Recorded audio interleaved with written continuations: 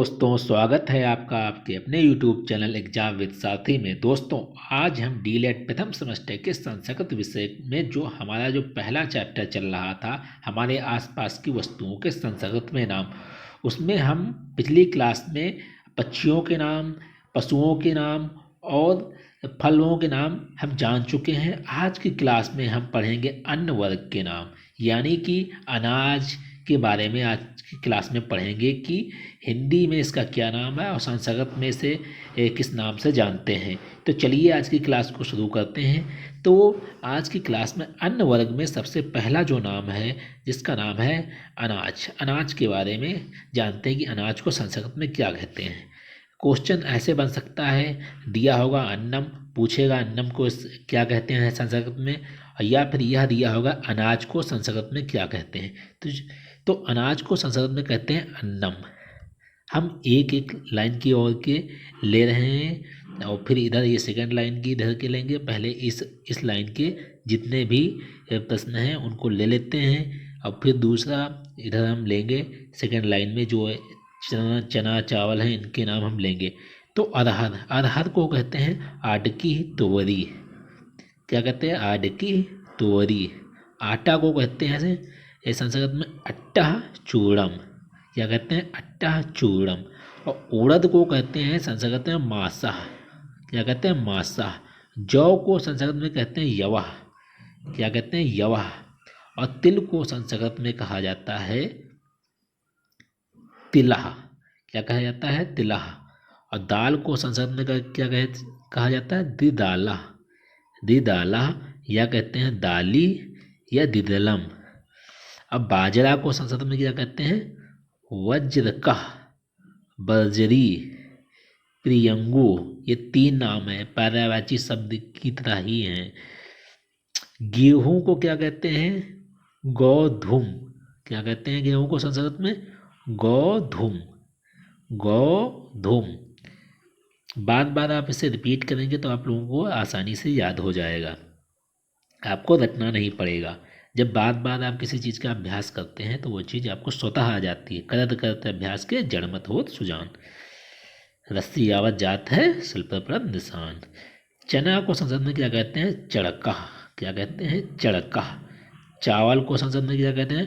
तडूला। क्या कहते हैं? तडूला। मूंग को संस्कृत में क्या कहते हैं? बहुत मोस्ट इम्पोर्टेंट, पूछा भी गया है। मूंग को संस्कृत में कहते हैं मुदगा। क्या कहते हैं? मुदगा। सरसों को संस्कृत में क्या कहते हैं? सरसपा। क्या कहते हैं? सरसपा। मक्का को संस्कृत में कहा जाता है मकाय।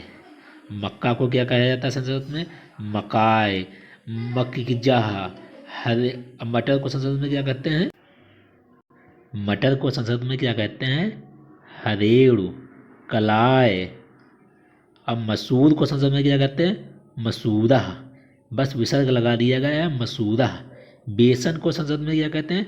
चड़क चूड़म। क्या कहते हैं? चड़क चूड़म। और आपने पढ़ा है आटा को, उसको आटे को संस्कृत में क्या कहते हैं? अट्टम चूड़म। बेसन को कहते हैं चड़क चूड़म। अब हम पढ़ते हैं साग वर्ग। साग वर्ग आप इसे बार बार आप पढ़ेंगे, आपको रिवीजन हो जाएगा। बार बार जब पढ़ने से रिवीजन होगा, जब रिवीजन होगा तो आप लोगों को स्वतः याद हो जाएगा। अब हम पढ़ते हैं शाक वर्ग। शाक वर्ग में यही फल सब्जियों वब्जियों के नाम। अरबी को संस्कृत में क्या कहते हैं? ससिकालू। और क्या कहते हैं दूसरा नाम? आलू की। और आलू को संस्कृत में कहा जाता है आलू। विसर्ग लगा दिया गया और छुटू की मात्रा लगा दी गई, आलू। ककड़ी को के संस्कृत में क्या कहते हैं? करकटी, चरभट्टी। और कटहल को संस्कृत में क्या कहते हैं? पनसा। पूछा गया है, 2017 वाले में पूछा गया है, कटहल को संस्कृत में क्या कहते हैं? कद्दू को क्या कहते हैं? कूस मांडा। कूस मांडा। करेला को क्या कहते हैं? कारवेलम। क्या कहते हैं इस करेला को? कारवेलम। ये सुपर टेट में भी पूछा गया है क्वेश्चन। आप लोग जो भी यहाँ पढ़ रहे हैं ये सारी चीज़ें आपको टेट सुपर टेट में भी पढ़नी होगी। अगर यहाँ सही से पढ़ लेंगे तो आगे आप लोगों को प्रॉब्लम नहीं होगी, समझे आप लोग। और जब आप अच्छे से पढ़ेंगे तो आप लोगों को आगे बिल्कुल प्रॉब्लम नहीं होगी और आप शिक्षक बन जाएंगे। अदरवाइज अगर आप इधर नहीं पढ़ेंगे तो आगे आपको बहुत ज़्यादा मेहनत करनी पड़ेगी, मेहनत तो करनी ही पड़ेगी। और गोभी को संसद में क्या कहते हैं, ये भी बहुत ज़्यादा इम्पोर्टेंट क्वेश्चन है, क्योंकि ये और भी परीक्षाओं में पूछा गया कि गोभी को संसद में क्या कहते हैं। इसको कहते हैं गो जिह्वा, गो जिह्वा, गो जिह्वा। और टमाटर को संसद में क्या कहते हैं, रक्त रक्त वृंतकम, रक्त वृंतकम। और क्या कहते हैं, रक्ताग, रक्ताग। इसके दो नाम हैं, रक्त वृंतकम, रक्ताग। चुकंदर को संस्कृत में क्या कहते हैं, ये इधर थोड़ा इधर उधर हो गया है। चुकंदर को संस्कृत में क्या कहते हैं, एक मिनट। चुकंदर को संस्कृत में कहते हैं पाल्ड शाका। और मूली को संस्कृत में क्या कहते हैं, मूलिका, मूलकम। और मिर्च को संस्कृत में क्या कहते हैं, मरीचम। क्या कहते हैं, मरीचम। मिर्च को संस्कृत में क्या कहते हैं, मरीचम।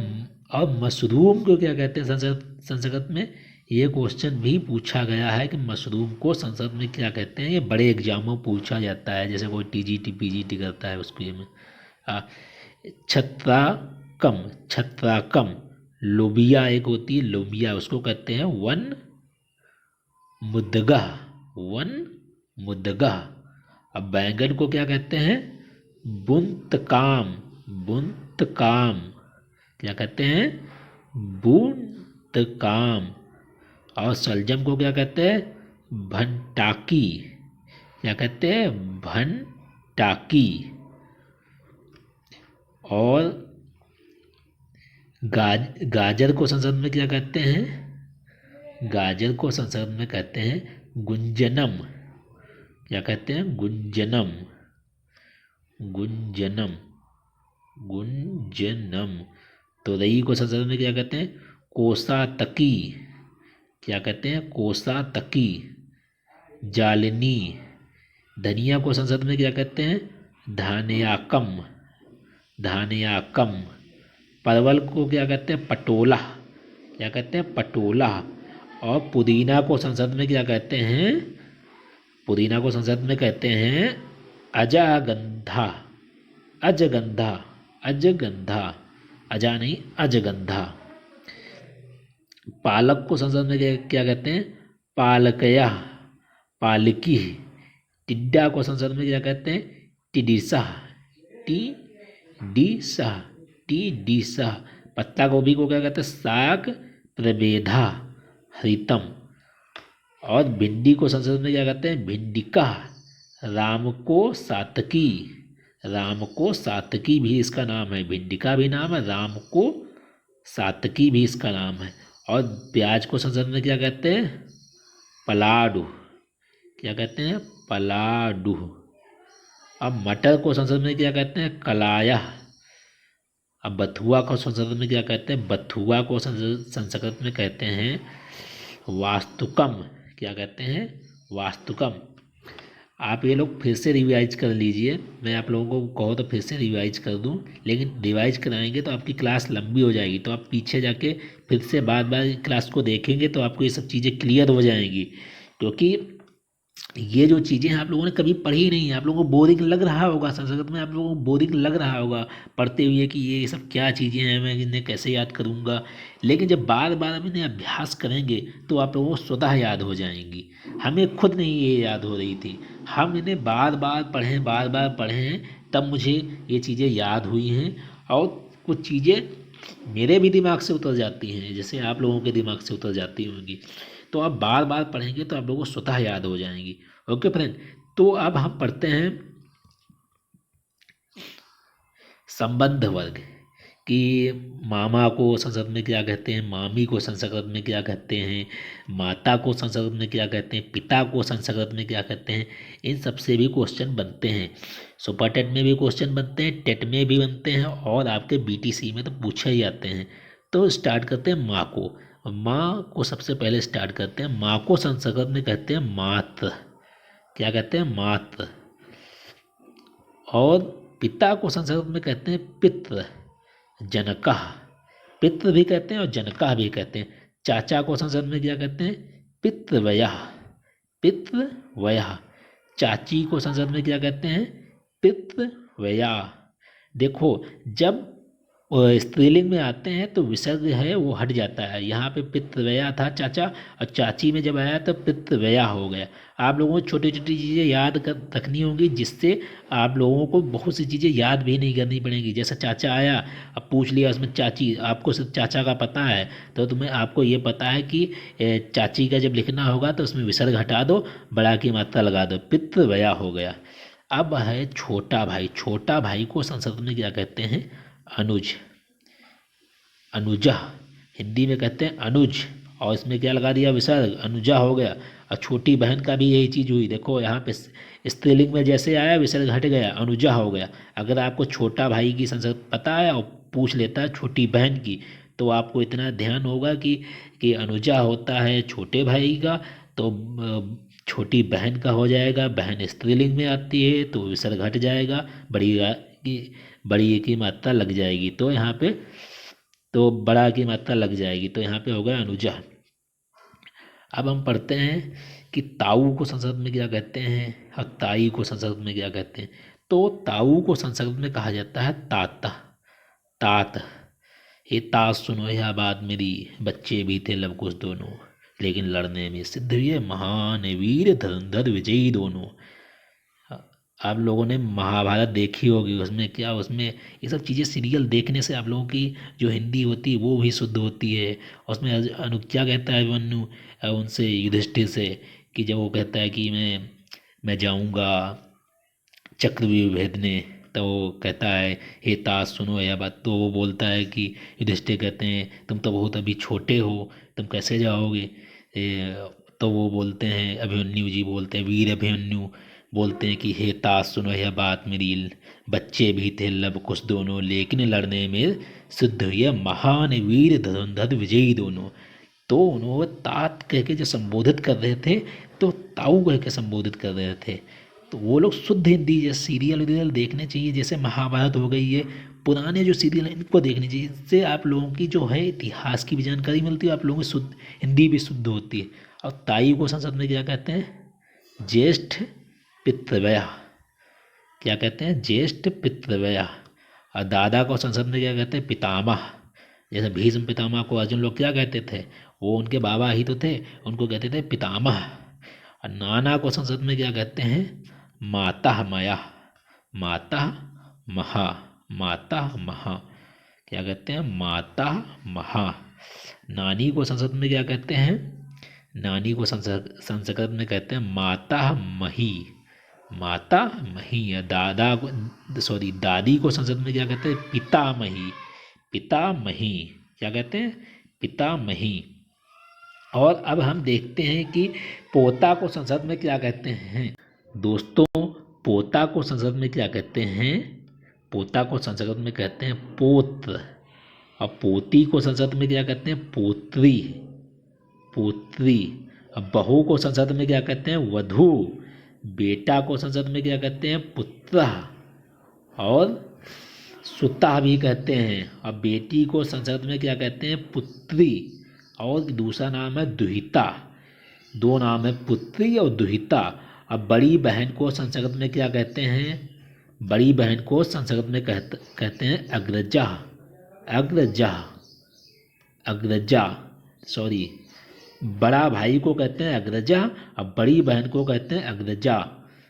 अब पुत्री का जो पुत्र होता है उसको क्या कहते हैं, दोहित्रा, दोहित्रा, दोहित्रा। अब भतीजा को संस्कृत में क्या कहते हैं, भ्रातजः, भ्रातजः, भ्रातपुत्र भी कहते हैं, भाई का पुत्र। ठीक। अब मामा को क्या कहते हैं, मातुला, मातुला। मामी को संस्कृत में क्या कहते हैं, मातुली, मातुली, मातुली। मामा को संस्कृत में क्या कहते हैं, मातुला। और मामी को क्या कहते हैं, मातुली। साला को संस्कृत में क्या कहते हैं, श्याला, श्याला, श्याला। तो आप लोगों को ये सब सारी चीज़ें बिल्कुल सही से समझ में आ गई होंगी। अब हमारी जो अगली जो क्लास होगी, इसमें जो और भी चीज़ें बची हुई हैं वो अगली क्लास में हम कंप्लीट कर देंगे। हम बड़ी बड़ी क्लासें इसलिए नहीं बना रहे हैं ताकि आप लोगों को कम समय में अच्छे से नॉलेज हो जाए, अच्छी सी चीज़ें आप लोगों को क्लियर हो जाएँ और आप लोगों का जो टाइम है वो बचे, क्योंकि टाइम बड़ा कीमती है। तो मैं फालतू की बातें इस क्लास में नहीं करना पसंद करता हूँ। मैं ये चाहता हूँ कि लोगों को बस उनको जो जो चीज़ें चाहिए, जो जो उन्हें नोट्स चाहिए, वो चीज़ें उन तक प्रोवाइड हो जाएं और उनको समझ में आ जाएं, और वो अपना कीमती समय यहाँ 2-2 घंटे की क्लास अगर मैं बना दूँ तो आप लोगों को 2-2 घंटे आप लोगों को फालतू में तो ख़राब होंगे। आप लोग 15 मिनट में सब कुछ पढ़ लिए और यही 15 मिनट की क्लास आप 2-3 बार देख लिए तो आप लोगों की सारी चीज़ें क्लियर हो गई। बहुतों को तो ये नोट्स भी नहीं बनाने पड़ेंगे, उन्हें बार बार मेरी क्लास ले लिए, किसी से टाइम खाली हुई है, बैठे हैं 15 मिनट में, 15 मिनट में उन्होंने मेरी क्लास खोली, एग्जाम के साथी पे गए और ये क्लास ले ली, उनकी सब चीज़ें क्लियर हो गई। अब कुछ लोगों को नोट्स भी बना लेना चाहिए। नोट्स बनाने से ये होगा आप लोगों का अच्छे से रिवीजन हो जाएगा।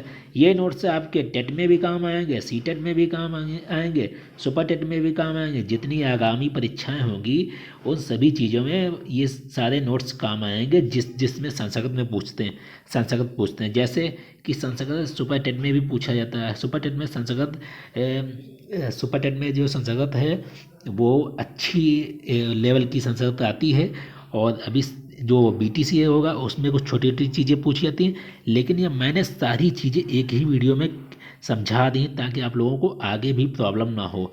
तो मेरे इस चैनल को लाइक कीजिए, सब्सक्राइब कीजिए और अपने अन्य साथियों तक मेरे इस चैनल की लिंक भेजिए। जय हिंद, जय भारत।